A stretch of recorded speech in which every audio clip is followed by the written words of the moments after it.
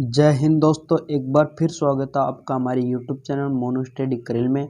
तो आज हम बात करने वाले हैं मॉडल प्रश्न पत्र जो कि 2023 कक्षा 10 का है और माध्यमिक शिक्षा बोर्ड राजस्थान अजमेर द्वारा जो मॉडल प्रश्न पत्र है 2023 का वो जारी कर दिया गया है। तो आपके लिए यह बहुत ही अच्छी बात है जो कि आप पहले बिना किसी ब्लूप्रिंट के पढ़ाई कर रहे थे, अब आप ब्लूप्रिंट के आधार पर बहुत कम पढ़ाई करके अच्छे अंक प्राप्त कर सकते हैं दोस्तों। तो हम स्टार्ट करते हैं आज का वीडियो। तो हमारे आज के वीडियो में दे रखा है विषय वस्तु। तो इसके अनुसार हम समझते हैं कि किस प्रकार हमारा पेपर बनेगा। तो हमारे पेपर में देखो तो समय है 3 घंटे 15 मिनट का। हमारा पेपर होगा 3 घंटा और 15 मिनट का, जिसमें ज्ञान आधारित क्वेश्चन होंगे। ज्ञान आधारित पर जो अंक है 17 नंबर के क्वेश्चन आएंगे ज्ञान आधारित पर, और 19 नंबर के क्वेश्चन अवबोध पर, और अभिव्यक्ति जो कि 29 नंबर के होंगे, और मौलिकता के आधार पर 15 क्वेश्चन। टोटल 80 नंबर का हमारा पेपर होगा। तो इस आधार पर हमारा पेपर होगा। तो अब आगे चलते हैं। तो अब यह हमारी किताब के आधार पर जो बताया गया है उसके अनुसार है कि अपठित क्वेश्चन जो कि 10 नंबर के आएंगे, और थनबद्ध जो 4 नंबर के आएंगे, एक पत्र जो 4 नंबर का आएगा, विज्ञापन भी 4 नंबर का, व्याकरण हमारी 12 नंबर की होगी, और क्षितिज जो किताब है वो 36 नंबर की, और कृतिका 10 नंबर की होगी। तो पूरा टोटल 80 नंबर का पेपर होगा जो इस प्रकार है दोस्तों। देख लीजिए आप अपठित, आप इसका स्क्रीनशॉट भी ले सकते हैं दोस्तों। अब आगे हम बढ़ते हैं।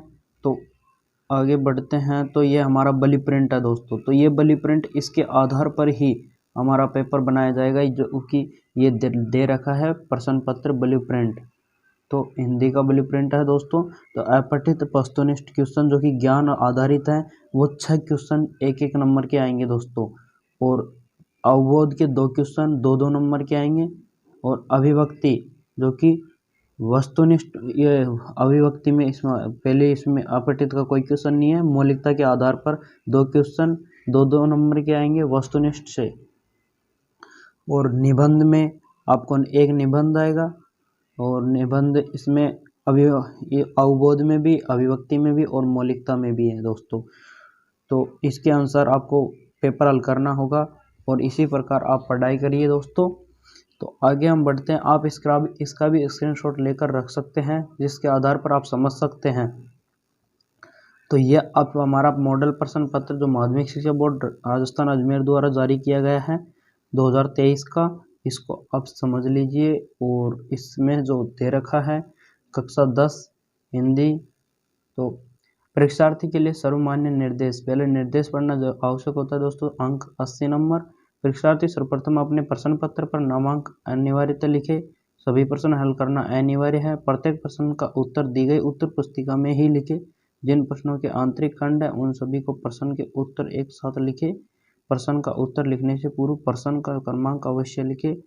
प्रश्न संख्या 17, 18, 19, 20, 22, 23 आंतरिक विकल्प है, मतलब अथवा में क्वेश्चन है वो।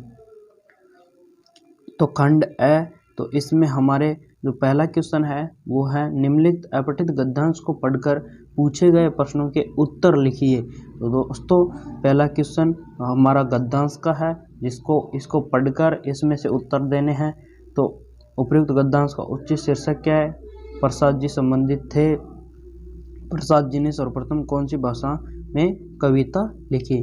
निम्न में से कौन सी रचना जयशंकर प्रसाद की है? तो इस प्रकार क्वेश्चन हो गए। इसमें अब देख सकते हैं 5वां, इसमें जयशंकर प्रसाद ने छायावाद का बीजारोपण किस रचना में किया?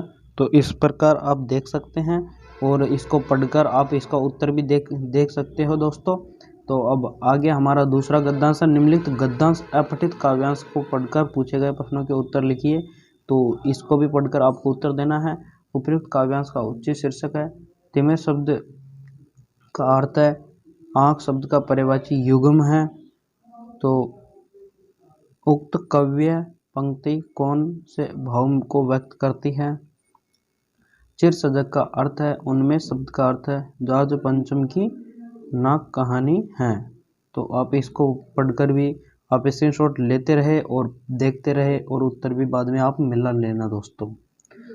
आगे हमारे रिक्त स्थान है 1-1 नंबर के, जो कि यह आएंगे 6 कि गाय, आदमी, पुस्तक आदि शब्द संज्ञा का बोध कराते हैं। जिस सर्वनाम का प्रयोग के लिए किया जाता है उसने प्रश्नवाचक सर्वनाम कहते हैं। ऐसे शब्द जो संज्ञा या सर्वनाम की विशेषता बतलाते हैं खालिस्तान कहलाते हैं। अविकारी शब्द ही खालिस्तान शब्द भी कहलाते हैं। अनुज शब्द में उपसर्ग है, मानवता शब्द में मूल शब्द है। तो ये हमारे रिक्त स्थान हो गए। अब निम्नलिखित में से आते लघुत्तर तो प्रश्नों को उत्तर लगभग 20 शब्दों में लिखना है, जो कि 1-1 नंबर के हैं।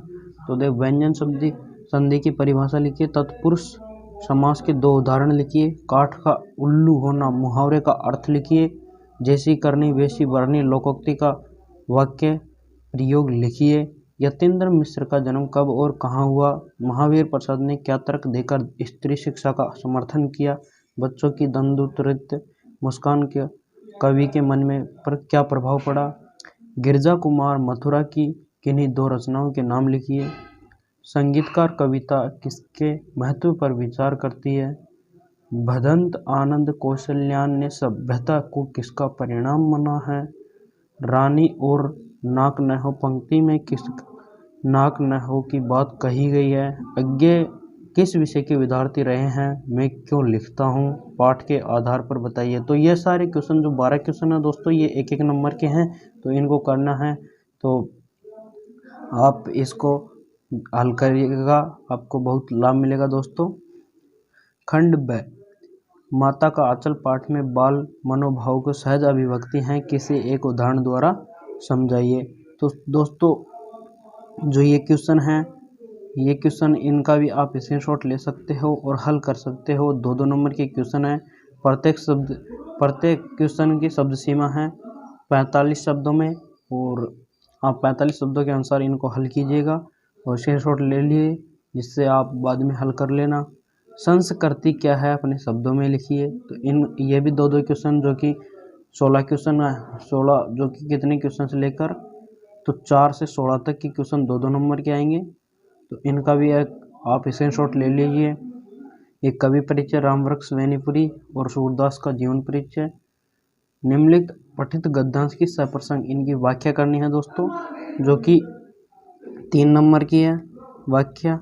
और ये दूसरा निम्नलिखित पठित गद्यांश, इसकी भी व्याख्या करनी है, यह भी 3 नंबर का है। और 19वां क्वेश्चन जो कि यहाँ से अथवा में है, लक्ष्मण व परशुराम के मध्य हुए संवाद का उदाहरण सहित लिखिए। आत्मकथा कविता के मूल भाव पर विस्तृत प्रकाश डालिए।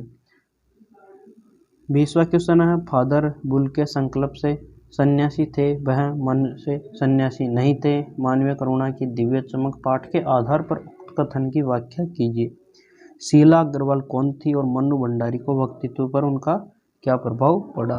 तो 3 नंबर के ये क्वेश्चन हैं, इनको आप स्क्रीनशॉट ले लीजिए और कर लीजिए। 21वां क्वेश्चन है हमारा खंड द का, कि निम्नलिखित विषयों में से किसी एक विषय पर 300 या 350 शब्दों में से एक सारगर्भित निबंध लिखिए।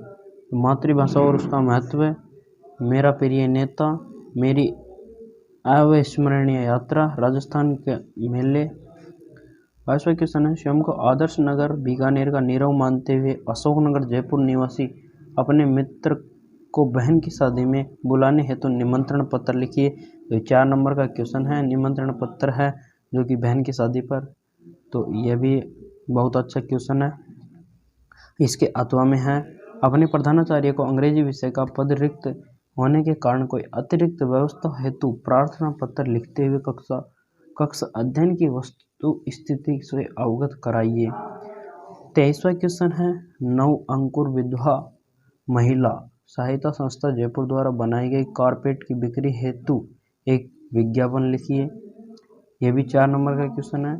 आपके विद्यालय में SUPW शिविर के अनुपयोगी सामग्री में हेतु निर्मित उपयोगी सामग्री बिक्री हेतु एक विज्ञापन लिखिए।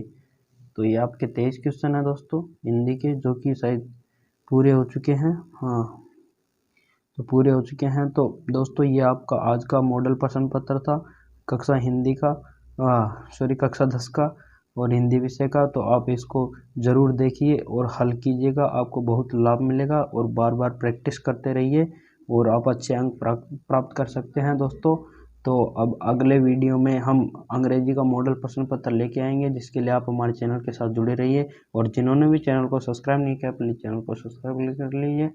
तो मिलते हैं अगले नेक्स्ट वीडियो में, तब तक के लिए जय हिंद, जय भारत।